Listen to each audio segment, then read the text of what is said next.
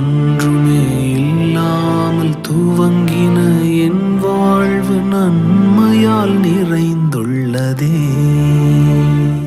ஒரு தீமையும் நினைக்காத நல்ல ஒரு தகப்பன் உமை போல இல்ல.